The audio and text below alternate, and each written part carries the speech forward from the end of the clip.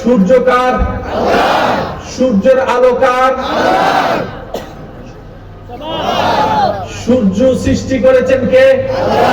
সূর্যের আলো কার? সবার। সূর্যের আলো কার? সবার জন্য। যারা মানে তাদেরকেও সূর্য আলো দেয়, যারা মানে না তাদেরকেও আলো দেয়। এবার আপনি বলবেন ভাইয়া এখানে সূর্য এমন কি এফেক্ট করবে? আমি শ্রদ্ধার সাথে বলবো যারা বিজ্ঞান নিয়ে পড়ালেখা করে তাদেরকে একটু জিজ্ঞেস করবেন পৃথিবীর সাথে সূর্যের সম্পর্ক কি। সূর্য যদি একটু নড়াচড়া হয়, শুনি নাই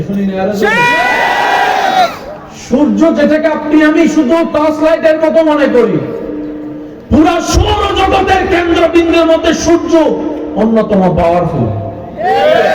শুধু আমি আপনাদেরকে ছোট্ট করে একটা কথা বললে বুঝবেন। মানুষ বেঁচে থাকার জন্য নিঃশ্বাসের দরকার, নিঃশ্বাস নেওয়ার জন্য ফেলার জন্য অক্সিজেনের দরকার। এই অক্সিজেন আমরা পাই কোথা থেকে?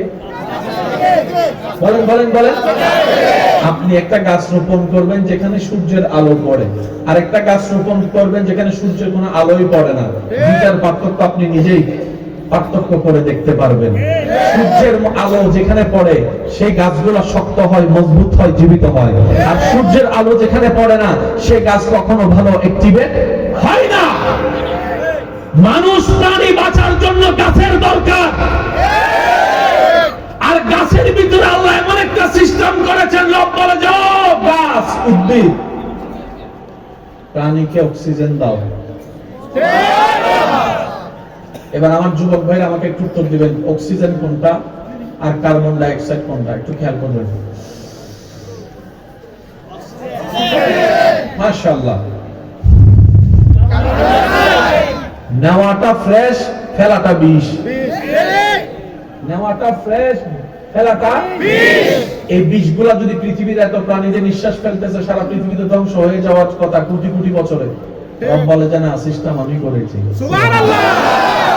যেই গাছ প্রাণীকে অক্সিজেন দেয় নির্দিষ্ট সময়ে, সেই গাছ পৃথিবীর কার্বন ডাই অক্সাইড গ্রহণ করে পৃথিবীকে বিষাক্ত মুক্ত রাখে। এবার গাছ জিজ্ঞেস করে, আল্লাহ অক্সিজেন দেওয়ার দায়িত্ব আমার, কার্বন ডাই অক্সাইড গ্রহণ করার দায়িত্ব তো আমার কাছে তো ঘড়ি নেই, কখন কোনটা করবো গো আল্লাহ? আমার কাছে তো আইফোন নাই, অ্যালার্ম দেওয়ার মতো কোনো ঘড়ি নাই, আমি বুঝবো কিভাবে কখন অক্সিজেন দিতে হবে, কখন কার্বন ডাই অক্সাইড গ্রহণ করতে হবে? রব বলে যে গাছ তুমি টেনশন করিও না, তোমার জন্য ঘড়ির ব্যবস্থা আমি আল্লাহ করে দিচ্ছি। তোমার সেই টাইম দেখার ঘড়ির নাম হচ্ছে সূর্য। সূর্য সূর্য সুবহানাল্লাহ। সূর্য যখন উঠে, আলো যখন ছড়ায়, গাছ তখন অক্সিজেন দেওয়া।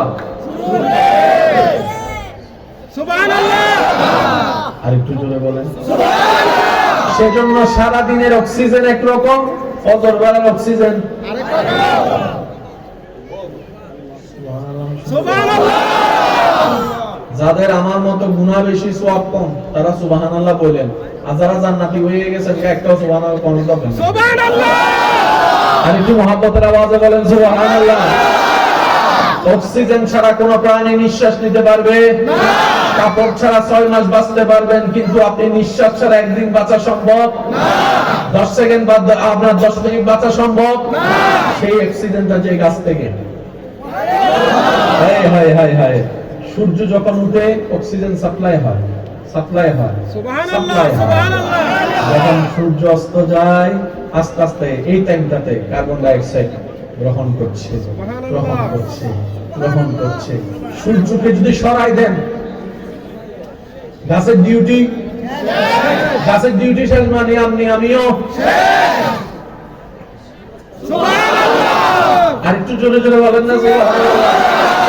রব বলে বান্দা সিস্টেম আমার, এই সূর্যকে আমি বানিয়েছি সবার জন্য। যারা আমি রবের প্রিয় হতে চাও তোমরাও এই নিয়ম ফলো করো। আল্লাহ কি নিয়ম? রব বলে যে আমি যেরকম সবার, তুইও সবার হয়ে যা। সুবহানাল্লাহ। আমি যেরকম আপনরাও খাওয়াই দুশমনরাও খাওয়াই। তুমি আমার যদি প্রিয় বান্দা হস তুইও তেমন কর, আপনরাও খাওয়া দুশমনরাও খাওয়া। আমি আল্লাহ সবকিছু জানার পরও মানুষের দোষ গোপন করে রাখি। তুই যদি আমার প্রিয় বান্দার লিস্টিতে নাম লেখাতে চাস তাহলে তোকেও সেটা হতে হবে। আল্লাহ কি হব? রব বলে যে বন্ধু বান্ধব আত্মীয় স্বজন পরিবার পরিজনের হাজার গোপন কথা জেনেও কারো গোপন কথা কাউকে বলে বেইজ্জত তুমি করিও না। আমি যেরকম দোষ গোপনকারী তুমিও দোষ গোপনকারী হয়ে যাও, আমি রবের প্রিয় বান্দা হয়ে যেতে পারবা। সুবহানাল্লাহ। আমি রব হাজার গুনাহ দেখেও বান্দা যখন একবার মাফ চাই আমি আল্লাহ মাফ করে দিই, মাফ করে দিই, মাফ করে দিই। বান্দা তুইও যদি আমার প্রিয় লিস্টিতে নাম লেখাতে চাস কোনো কারণ ছাড়াই সবাইকে মাফ করতে থাক, মাফ করতে থাক, মাফ করতে থাক। যেটাকে কোরআনের ভাষায় বলা হয়েছে সিবগাতাল্লাহ, আল্লাহর রঙে রঙিন হওয়া। চিৎকার দিয়ে বলেন সুবহানাল্লাহ।